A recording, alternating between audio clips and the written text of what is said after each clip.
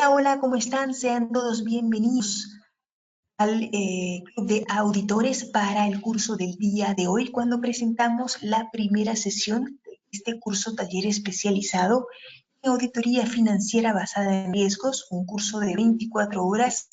Iniciamos el día de hoy con nuestro amigo, el doctor Luis Hidalgo Torres, quien ya se encuentra en plataforma. El doctor Hidalgo es ex senior magíster en auditoría y Perú, posee experiencia en el dictado de cursos relacionados a IFRS y en temas de auditoría. Además, participa como docente en el Colegio de Contadores Públicos de Lima, como profesor en el Diplomado de la Universidad San Martín de Porres, el ESAN, la Universidad de Lima, y distintas casas de estudio, como en este caso el Club de Auditores.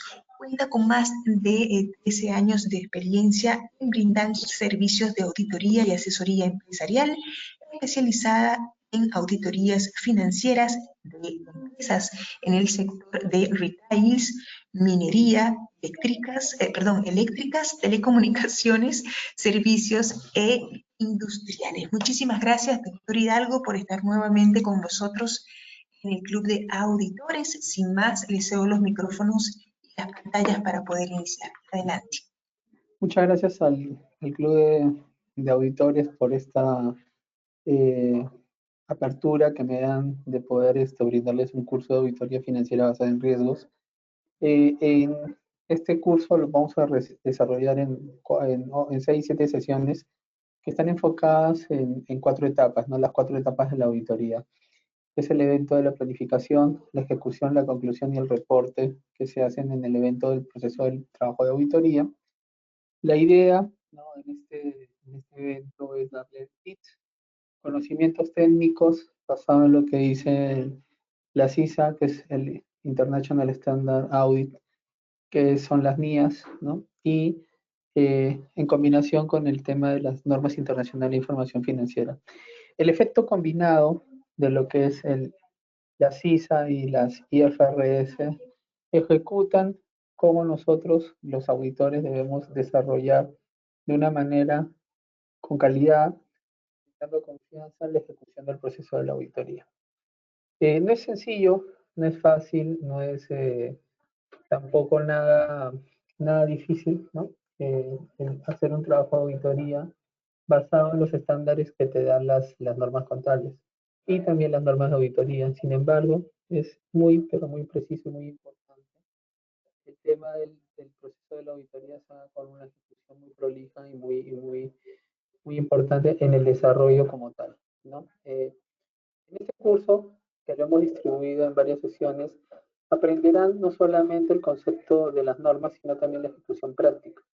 La idea del desarrollo del curso es que no solamente les dé conocimientos en temas teóricos, sino también conocimientos en temas de ejecución, del desarrollo y del aspecto de cómo se tiene que elaborar la información financiera con papeles de trabajo, ¿no? En el proceso de la auditoría, en el proceso del tema de la auditoría, nosotros tenemos que desarrollar varios primero, cómo... Doctor Luis, le escuchamos bastante lejos de su micro. Si puede acercarse un poco, por favor, para escucharle mejor. Sí, disculpen, ahí me escuchan, por favor. No, doctor, le escuchamos bastante lejos. A ver, vamos a ponerlo ahí. Ahí, ¿me logran escuchar? Ahora. Hola. Bien, no tenemos retorno de su audio, doctor. No sé si usted nos puede escuchar. ¿Ahí me escuchan? Ahora sí, doctor, muchísimo mejor. Muchísimas gracias. Anteriormente no le escuchábamos casi nada. Ya, buenísimo. Entonces, en este proceso del trabajo de la auditoría, nosotros lo que vamos a hacer es darles tips, enfoques y conceptos de cómo vamos a ejecutar el proceso de la auditoría. Entonces, para eso, no solamente nos vamos a basar en temas teóricos, sino también en argumentos en papeles de trabajo. Porque muchos cursos de auditoría, a veces ciertos expositores solamente lanzan conceptos teóricos, pero no lo aterrizan en cómo se tiene que hacer una documentación a través de los working papers, que es lo que nosotros esperamos como auditores para poder evidenciar nuestro trabajo. En el mundo, en el proceso de la auditoría, la evidencia y el desarrollo de los papeles de trabajo es muy importante. ¿Por qué? Porque la evidencia de los papeles de trabajo demuestran las conclusiones a las que llegamos sobre los procedimientos de trabajo. Y en ciertos momentos, cuando se desarrollan los procedimientos de auditoría, no solemos o no entendemos algunos casos de cómo ejecutar estos papeles de trabajo, porque carecemos de ciertas ideas o de ciertos conceptos que carecen del valor del proceso de auditoría. Entonces, en este módulo, el objetivo es identificar los riesgos, las aseveraciones, los conceptos materiales, la comprensión de la entidad. Uno comienza el proceso de la auditoría desarrollando ya el proceso de los riesgos, identificando el concepto del cómo comprender y entender el concepto de la entidad. Lo primero que nosotros tenemos que iniciar para temas de auditoría es entender cómo se inicia el concepto de la auditoría basada en un entendimiento de la entidad. Entonces, si nosotros nos ponemos a entender, ¿qué tenemos que entender sobre los conceptos o la evaluación al inicio de aceptar cualquier propuesta de auditoría? Es lo primero que te dicen las NIAs, ¿no? Antes de entender o comprender o ejecutar el concepto de las cartas de compromiso, primero nosotros tenemos que identificar a la entidad, comprender cuáles son las necesidades o las expectativas que tiene la gerencia para determinar el proceso de la auditoría, determinar su alcance, qué es lo que requiere, cuál es el aspecto, quiénes van a estar a cargo del proceso de la atención al auditor, designar responsabilidades de la entidad y designar la responsabilidad que tiene la entidad como tal. ¿Cuáles son las responsabilidades del equipo? ¿Quién lo va a administrar y quién lo va a ejecutar? ¿Ya? Nosotros partimos de un entendimiento inicial sobre el compromiso que nosotros vamos a desarrollar, ¿de acuerdo? En ese compromiso nosotros tenemos que indicar cuál es la responsabilidad de la gerencia y cuál es la responsabilidad del auditor frente al trabajo de campo, ¿ya? Entonces, esto sí, esta expectativa sí es muy importante, sí es muy clara que nosotros tenemos que tener mucho, pero mucho delicadeza en lo que nosotros vamos a ejecutar antes de elaborar nuestro compromiso. Porque si nosotros no evaluamos, no entendemos o no sabemos cómo vamos a requerir, también nosotros nos podemos meter en unos riesgos. Ya, ustedes me preguntarán, estimado profesor, estimado docente, ¿cómo yo sé de que el cliente que voy a tomar para el proceso de la auditoría esté bien o cumpla con los requisitos para ser atendido como auditor, ¿no? No todos los clientes, cuando se hace la evaluación inicial, al momento de aceptar una carta de compromiso para ejecución de la auditoría, pueden ser auditables, ¿de acuerdo? Porque el auditor también puede correr el riesgo de que no tome un cliente que tenga problemas con el Ministerio Público, problemas de lavado de activo o clientes que no estén aptos para ser auditados. Entonces ustedes me preguntarán, estimado profesor, estimado docente, antes de aceptar a un cliente para propósito de auditoría, ¿ya se tiene que evaluar riesgos? Y la respuesta es sí, ¿no? Antes de cualquier compromiso, para poder aceptar cualquier cliente, el auditor tiene la responsabilidad de evaluar su riesgo, monitorear o saber quién es la gerencia por el cual nos están solicitando la auditoría y cuáles son las necesidades por qué se necesita un trabajo de auditoría. Pero profesor, ¿se puede perder una oportunidad, ¿no?, de negocio si es que en algún momento se puede dejar de auditar una empresa que de repente nos está pidiendo una propuesta de servicio? Sí, es correcto, pero también es correcto que el riesgo reputacional del auditor tiene que ser muy bien evaluado, porque también nosotros en los diversos colegios de contadores públicos donde nosotros desarrollamos nuestra prestación de servicios, ¿de acuerdo? Firmamos un código de ética. Este código de ética se basa en el compromiso y la independencia que nosotros tenemos que ejecutar al momento de tomar un servicio. ¿ya? Al momento de ejecutar un servicio. Este servicio, ¿ya? Tiene que ser de una manera clara y de una manera evaluada. Entonces, el primer papel de trabajo que nosotros tenemos que hacer antes de hacer una carta de compromiso y luego de hacer una evaluación del alcance que necesita el cliente para el trabajo de auditoría, lo primero que se tiene que ejecutar es hacer un análisis de aceptación del cliente. Ese es el inicio o esa es la expectativa inicial que nosotros tenemos que tener en consideración y evaluarlo. Y profesor, ¿y cuáles serían los papeles de trabajo que nosotros tendríamos que hacer? Primero, solicitarle al cliente cuál es el nivel organizativo, su organigrama gerencial. Segundo, poder googlear si estas personas tienen problemas o tienen conceptos de fraude o temas con el Estado y ver su imagen reputacional en el mercado. Si pasan esos estándares, ¿no? de análisis de la gerencia y análisis de la entidad, nosotros ya podemos pasar al segundo paso. ¿Cuál es ese segundo paso? De poder ya entrevistarnos con la gerencia, después de hacer una evaluación del entendimiento del cliente para poder desarrollar la carta de compromiso y ver el alcance por el cual nosotros vamos a ejecutar nuestros servicios de auditoría, ¿no? Sí, siguiendo con la presentación, es importante también que dentro de la evaluación del gobierno corporativo del cliente, nosotros tenemos que entender quiénes están a cargo de este gobierno corporativo.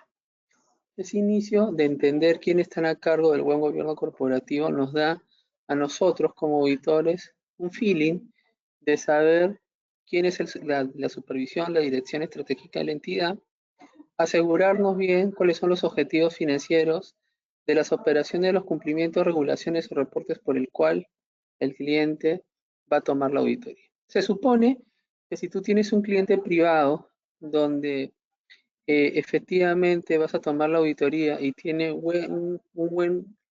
una buena noción de gobernanza, una buena noción de gobierno corporativo, nos ayuda a tener una tranquilidad, a respirar de que la gerencia y la dirección que administra un cliente tiene los estándares de calidad de control y por tal motivo nos da aseguramiento antes de iniciar cualquier proceso de trabajo de que el desarrollo del trabajo se va a presentar sin mucha complejidad o riesgo.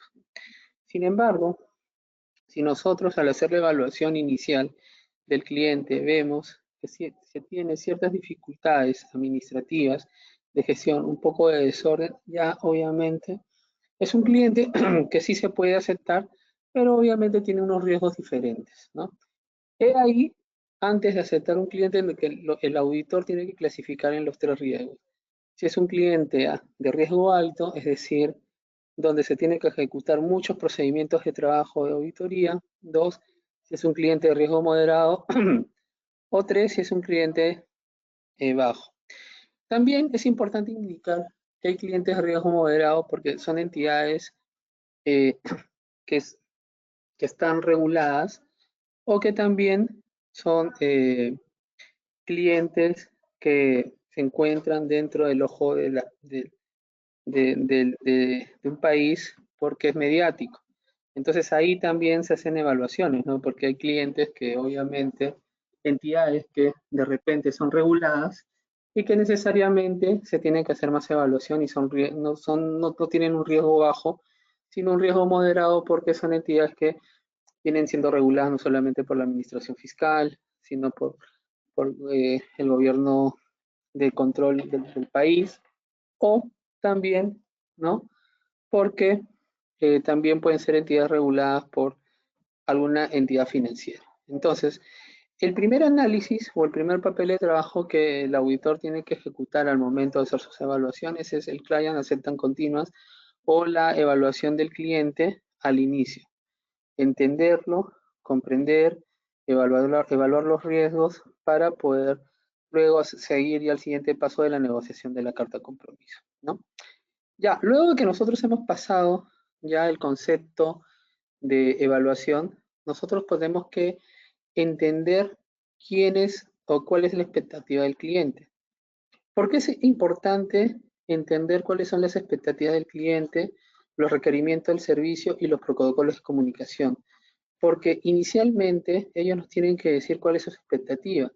Si lo que van a requerir es un trabajo de auditoría, de aseguramiento total de sus estados financieros, si van a requerir una revisión limitada o si van a requerir algunos procedimientos previamente acordados o un agreed upon procedures, ¿no? Porque son tratamientos de revisión distintas. No necesariamente cuando te piden un requerimiento o una información de auditoría, te van a pedir, ¿no?, una auditoría como tal, porque eso dependerá también de las necesidades del cliente, ¿no? Entonces, lo primero que nosotros tenemos que hacer y fundamentar es comprender cuáles son las expectativas, los requerimientos que el cliente te da para poder identificar qué vamos a hacer. Para ello sí se tiene que tener un protocolo de comunicación, porque obviamente al inicio se tiene que tener un entendimiento de lo que el cliente requiere para hacer propósitos de trabajo. Luego de que se ha hecho, ¿no?, ya el entendimiento global de lo que el cliente requiere, ya el segundo paso es preparar la propuesta o el compromiso del alcance de los servicios que el auditor va a ejecutar. En este tema, ¿no?, el compromiso, uno tiene que evaluar cuál es el marco normativo por el cual nosotros vamos a desarrollar el trabajo de campo. Segundo, cuáles van a ser, ¿no?, las reglas que vamos a aplicar, en este caso las NIES. ¿Cuál es el siguiente paso? Evaluar, ¿de acuerdo?, cuáles son las fechas de los entregables, cuáles son las fechas de reporte, cuáles son los efectos de alcance que vamos a tener, ¿no? Y acá me detengo un momento, ¿no? En auditorías de grupos o en auditorías corporativas, lo normal es que se hagan dos tipos de alcance. El primer alcance es una revisión global para reportes de consolidación de estados financieros. Eso siempre te lo piden cuando tú auditas grupos económicos, ¿no? Te piden ciertos reportes importantes para el auditor principal para que tú le des aseguramiento de las cifras de las entidades subsidiarias, siempre y cuando estas subsidiarias se encuentren en locaciones fuera del país de la entidad controlante de la matriz. Y el segundo alcance es una auditoría estatutaria o local, donde se emite un informe de auditado para fines locales. Entonces serían dos alcances. Siempre y cuando sea una auditoría global, siempre y cuando sea una auditoría corporativa. También puede haber el caso de que solamente sea una auditoría puramente local. Si es una auditoría puramente local, es un servicio del país donde se ejecutarán los desarrollos o procedimientos de trabajo para nivel local. ¿Qué quiere decir a nivel local? Que solamente tendrás una opinión para efecto de los informes auditados del país, ¿ya? Hasta ahí quisiera saber si tienen alguna duda, alguna pregunta, Blanca. Creo que están lanzando algunas preguntas, algunos comentarios los alumnos. Bien, si es que tienen alguna pregunta, algún comentario, les recuerdo que en la parte inferior de tu pantalla a mano derecha tienes la pestaña Preguntas, valga la redundancia, que te permite hacer tus comentarios de forma escrita. También tienes el botón Levantar la mano a mano derecha de tu pantalla para que puedas hacer tus comentarios vía micrófono y de esta manera poder interactuar con el doctor Luis Hidalgo. Por el momento, doctor, no tenemos ningún comentario, pero con estas palabras pues animo a la audiencia a que puedan hacer llegar desde este momento todas las dudas que puedan tener a lo largo de la sesión. Adelante, doctor. Buenísimo. El otro punto, luego de que tú has determinado el alcance, es ver el periodo o el periodo donde tú vas a desarrollar tu auditoría. También si requieren trabajos especiales basados en temas regulatorios o legales. ¿A qué me detengo un poco? Porque el cliente también te puede decir, oye, yo necesito una auditoría para que me valides los resguardos financieros o los contratos principales que tenemos con entidades. Ya, ese es un trabajo de auditoría especial, un aseguramiento o resguardo de covenants que ciertas entidades o bancos te piden, donde te piden auditar los ratios financieros. Otra auditoría es que hagas un trabajo de auditoría de aplicación, simplemente tomando una cierta información financiera para que des aseguramiento de información financiera sobre un componente del estado financiero. Entonces, ¿de qué dependerá? Del alcance o servicio que el cliente te solicita. ¿De acuerdo? Para ello, luego que tú ya has establecido el alcance, la necesidad, la expectativa, has entendido, has comprendido, has desarrollado el concepto del cliente. Lo que viene ya es ver la asistencia y la disponibilidad del personal que va a auditar. En ese sentido, la mayoría de las entidades son los clientes